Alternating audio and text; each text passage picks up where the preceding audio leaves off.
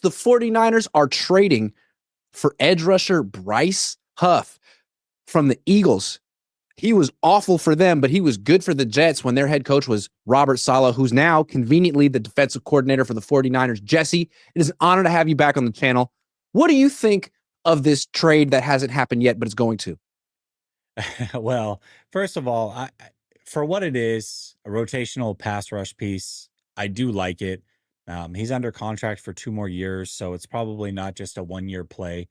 It is a little bit confusing when you kind of look into it and realize that they cut Floyd and then brought in Huff.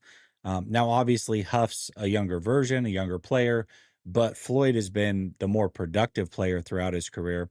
When you look at Bryce Huff, he had the one really good year with Robert Saleh in 23 where he had 10 sacks. Outside of that, the other 4 years of his career, he's had also 10 sacks combined. And that included 2 more years with Robert Saleh. His first year in the league was 2020. He had 2 sacks. His second year in the league and first year with Robert Saleh, also 2 sacks. Second year with Robert Saleh, 3.5 sacks. And then he had the 10 sack season, got paid, went to Philadelphia, and had 2.5 sacks again. So what I like about it is that he's young. He's not going to be expensive by any means. We know that Robert Saleh can get production out of him. And it's not like he's brought in to be a savior. He's going to be a rotational pass rush piece. That's what he's always been. But what I don't like about it is that you cut Floyd, who has been the better player. You bring in Huff, and you spend money on Floyd while also spending money on Huff and a draft pick. So I don't know. It's 50-50 for me. Not the worst thing in the world. But it's not like Bryce Huff is the game changer that is going to win them a Super Bowl by any means. This reminds me of the moves the Niners have been making on special teams. Former Jet knows the new coaches. Is he better than the guy they got rid of? I don't know. Maybe, possibly, but at least he knows the new coaches and there's familiarity there. Like, is John Weeks better than Tabor Pepper? I don't know. Is Thomas Morstead better than Mitch Wishnowsky? I couldn't tell you. But at least they know each other and it's a family. And I like that. I do like that. I mean, Robert Saleh, I don't want to be too snarky here because I respect Robert Saleh as a coach. He knows this guy better than anyone and he believes in him. Now, the downside is that Vic Fangio also knows him pretty well and was out. Howie Roseman out. And I respect them too. Yeah, I think that's the tough part, right? When you're dealing with Howie Roseman knows exactly what he's doing. So usually if he wants to move on from a player, I don't know if that's necessarily the player you want, but this is a little bit different in the sense that Robert Saleh just had him on his team 2 short years ago and they made magic together. Also, I will say another thing that I like about it is I just spent time on your show saying that Yatir Gross-Matos is probably the most overpaid player they have. That means that they needed to bring in another pass rusher. Bryce Huff is that guy. And, I think he fits what they want. I do. I like it more than I don't. I want to pump the brakes on making it sound like it's the best move ever that they could have made. Yeah, I mean, they traded for D Ford and that didn't work out. Right. This seems like less of an investment. They said a mid-round pick. I'm assuming that means not a second-round pick. I'm assuming, given the season he's coming off of, like maybe a fifth, something like that. Yeah, something like that. So it seems like a better trade than that with maybe similar upside. I like that about it, and I guess it explains the Mykel Williams pick a little bit more. I think a lot of us were surprised that Robert Saleh went for Mykel Williams because he's not like D Ford and he's not like Bryce Huff and the edge rushers he had on the Jets. He's a guy who might play defensive tackle on pass rush downs. That's what he said he'd feel most comfortable doing in the Super Bowl if like the game was on the line. So, okay, maybe they felt comfortable drafting that, not a tweener, but like a guy who can play both positions if they're going to get this. If the plan all along was to go get Bryce Huff and he was like in their back pocket.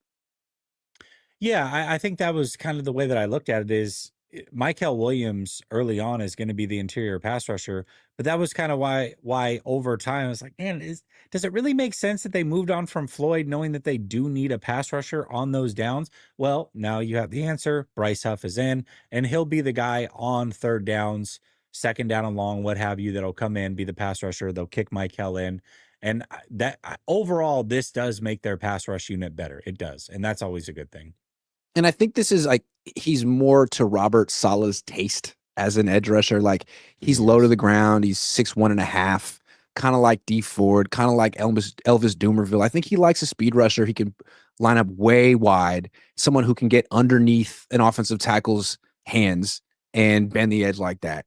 Leonard Floyd's really good, but he's slightly different body type, and I don't know if he necessarily has like the pure speed and get off that Robert Saleh is looking for. That being said, Floyd's probably better than him. But I think Saleh's trying very hard to build a specific defense with specific traits to his liking. Prize Picks will give you $50 when you play your first $5 lineup. Win or lose, you'll get $50 for playing. Use promo code COHN, COHN, and download the app now. Well, and when you look at it too, after the draft, it was great that they went defensive line heavy, drafting 3 players at that position or along the defensive line. But it was obvious that they still needed more bodies. They need depth. And for me, it's like, well, what is it? 7.5 million you're spending on Bryce Huff or whatever the number is going to be. You have him for 2 years. It's not that big of an investment. And if it doesn't work out, it doesn't work out. You move on from him. No big deal. No big deal. But to me, I like that there's 2 years attached to this because if it does work out, you've got him for 2 years. And he's going to leave after that 2 years and be still under the age of 30. So that's a good thing. 2 years. Kind of seems Yeah. like this whole operation is on a 2-year trial, Yeah. with an option to buy after that. I don't know, but I like. I mean, I like that Robert Saleh seems to have complete control over the defense. Whoever he wants to bring in, it seems like they trust him. Same with the special teams. I mean, it can't be worse on special teams. So I feel like this is moving in a positive direction, even if he's not the best player in the world. Yeah, absolutely. This was a much needed move. It's not the Super Bowl winning move that people are probably hoping that it was, but it is a good move. And it is interesting to me too. Before we move on to the next thing, like this is the fourth D lineman they've gotten in the last 3 weeks or so. I Mhm. mean, Michael Williams, Alfred Collins, CJ West, and now Bryce Huff. Love the commitment to the trench, singular.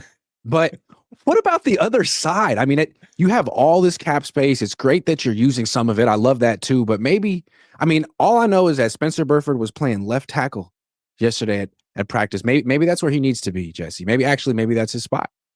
Oh, I have always thought that Spencer Burford would be better at tackle than he was at guard. He's always had that body type. That doesn't mean that I want him to be the left tackle of the 2025 49ers, though. That's a whole different conversation. Swing tackle, maybe. Starter, no. Vlad714 says, bang, bang. Indeed, Vlad. RD is going to be great. What's up, guys? Love you guys. Appreciate it, Vlad. I like this move because it's like another guy who can contribute week 1. I mean, I love Yeah. the vision for the defense, and it might be something incredible by week 10. But week 1, Alfred Collins already hurt. Nick Martin seems like it's going to be tough to beat out D Winters. Bryce Huff could be on the field sacking Sam Darnold week 1, and that's good. He might be the starter. I mean, first team on the field, he might be part of that first unit on the field over Michael Williams. I know that wouldn't be like ideal for a first round pick, but Michael Williams will ultimately get more snaps. I believe that, but don't be surprised if Bryce Huff starts week 1.